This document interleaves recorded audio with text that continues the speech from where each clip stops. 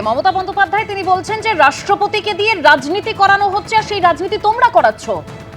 বিজেপির ফাঁদে পড়ে গেছেন রাষ্ট্রপতি। একজন রাষ্ট্রনায়ক কতটা শালীনভাবে নিজের বক্তব্য রেখে প্রোটেস্ট করতে পারেন সেটা আমরা দেখলাম আজকে মহামান্য রাষ্ট্রপতির বক্তব্যে।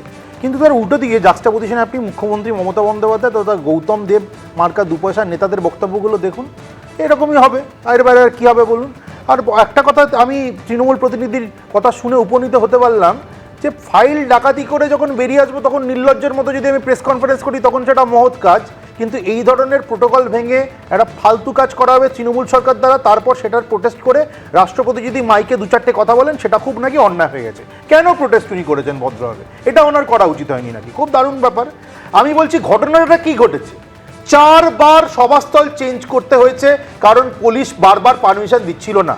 ইনফ্যাক্ট লাস্টও যেখানে সভাটা হলো ইন্টারন্যাশনাল সান্তাল কনফারেন্স, সেখানে সিকিউরিটি পাস দেওয়া হয়নি, এই অভিযোগও কিন্তু এসছে। আর প্রোটোকলের কথা বলছে তৃণমূল কংগ্রেস। ভাই প্রোটোকল বলে যে যদি রাষ্ট্রপতি আসে কোনো রাজ্যে, সেই রাজ্যের চিফ মিনিস্টার বা কোনো পূর্ণমন্ত্রী তাকে রিসিভ করবে। কেউ ছিল তো একজন দু পয়সার মেয়র গৌতম দেব না কি নাম তার, তাকে পাঠিয়েছো তোমরা, বড় বড় ডায়লগ মারছো এখন এখানে বসে বসে। আসলে এই সরকারটা পুরোপুরি আদিবাসী বিরোধী, SC ST কমিউনিটি বিরোধী। আমি কয়েকটা এক্সাম্পল দিচ্ছি, মনে করে দেখুন সেই দিনটা যখন মুখ্যমন্ত্রী মমতা বন্দ্যোপাধ্যায় গ্লাভস পরে আদিবাসীদের হাত ধরেছিলেন, তারপর হাত ধরে নেচেছিলেন, মানে উনি ছবেনও না আদিবাসীদের। এই হচ্ছে তৃণমূলের ক্যাটাগরিক্যাল স্ট্যান্ড, এই হচ্ছে তার মানসিকতা। তারপরে এরা বড় বড় কথা বলে, আর খালি কি সেখানে শেষ? তা তো নয়। 3 জন আদিবাসীকে মুচকি মুচকি হাসছে তৃণমূল প্রতিনিধি, আরো হাসুন এবার শুনুন। 3 জন আদিবাসী বিজেপি করার অপরাধে তাদেরকে দণ্ডি কাটিয়েছিল তৃণমূল কংগ্রেস। এটা হচ্ছে তৃণমূল কংগ্রেসের আদিবাসী বিরোধী সংস্কৃতি। তারপর তারা বড় বড় ডায়লগ মারে। আর খালি কি তাই, খালি দ্রৌপদী মুর্মুকে নিয়েই কি ধরনের নক্কারজনক কমেন্ট করেছিলেন এদের একজন প্রাক্তন মন্ত্রী অখিল গিরি, জিজ্ঞেস করুন এই তৃণমূল প্রতিনিধিকে। তারপর তৃণমূল কংগ্রেস নামক এই নর্দমাটা কি অ্যাকশন নিয়েছিল সেটা জিজ্ঞেস করুন। আমি বলছি আদ্যবান্ত আদিবাসী বিরোধী, আদ্যবান্ত SC ST কমিউনিটি বিরোধী। আর আদিবাসীদের উন্নয়নের জন্য যদি আপনারা কাজ করে থাকেন, আমার ক্যাটাগরিক্যাল প্রশ্ন, আপনারা সংখ্যালঘু উন্নয়নের জন্য 5,600 কোটি টাকা বাজেট একদম কনসিস্টেন্টলি লাস্ট 4-5 বছরে রেখেছেন।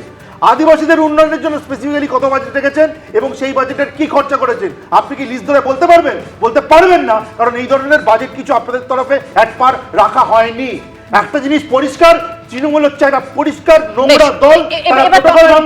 রাষ্ট্রপতিকে অসম্মান করলো এবং আজকে এর আগে আনসারুল্লাহ বাংলা টিম ভিডিও বার্তা দিত, আজকে তো তৃণমূলকে লাড্ডু খাওয়াবে। কারণ এটা পশ্চিমবঙ্গ ভারতের অঙ্গরাজ্য নাকি এটা পশ্চিম বাংলাদেশ সেটাই বোঝা যাচ্ছে না। তা নয়। অব্র বলল যে দণ্ডি কাটার ঘটনা, অব্র বোধহয় মনে নেই যে যারা যারা এই ঘটনায় যুক্ত ছিল তৃণমূল কংগ্রেস তাদের বিরুদ্ধে ব্যবস্থা নিয়েছিল দলীয় স্তরে। মানে আদিবাসীকে দণ্ডি কাটানো হচ্ছে দলীয় স্তরে ব্যবস্থা নেবে। এটা SC ST বলেনি, করছে না। তুমি বলবে আবার? আমি বলছি না, আমি জিজ্ঞেস করছি। শুভেন্দু অধিকারী নিশ্চয় বিজেপি নেতা এবং তিনি বিরোধী দলের দলনেতা। তিনি অন ক্যামেরা বলেছিলেন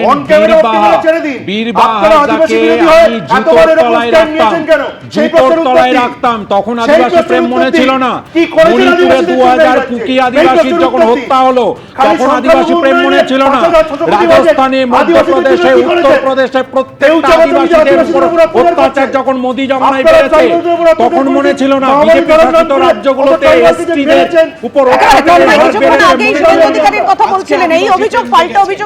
রাজ্যের বিরোধী দলনেতা শুভেন্দু অধিকারী এ প্রসঙ্গে কি বলেছেন দেখুন। দুপুরবেলা একদিকে সাংসদ রাজু বিস্তা, একদিকে ফাঁসিদার বিধায়ক দুর্গা মুর্মুকে নিয়ে মাননীয় রাষ্ট্রপতি মহোদয়া বলছিলেন আমাকে বাধা দেওয়া হচ্ছে, আমাকে কর্মসূচি করতে দেওয়া হয় না। আমার উপরে মমতা ব্যানার্জির এত রাগ কেন? রাগ তো থাকবেই মহামহিম। যেদিন আপনি ভোটে দাঁড়িয়েছিলেন সেদিন মমতা ব্যানার্জিরা আপনাকে ভোট দেয়নি, যশবন্ত সিনহাকে ভোট দিয়েছিল। আমি সৌমিত্র খানরা আপনাকে ভোট দিয়েছিলাম। আমরা আদিবাসীদের সম্মান দিতে জানি। তাই আজকে রাষ্ট্রপতি মহোদয়ের ঘটনার পরে প্রমাণ হয়ে গেছে তৃণমূল শুধু হিন্দু বিরোধী নয়, তৃণমূল শুধু নারী বিরোধী নয়, তৃণমূল আদিবাসী বিরোধী। এদের ঝাঁটিয়ে বিদায় করতে হবে। এপ্রিল মাসে ভোটে এদেরকে হারাতে হবে। এবিপি আনন্দ, এগিয়ে থাকে, এগিয়ে রাখে।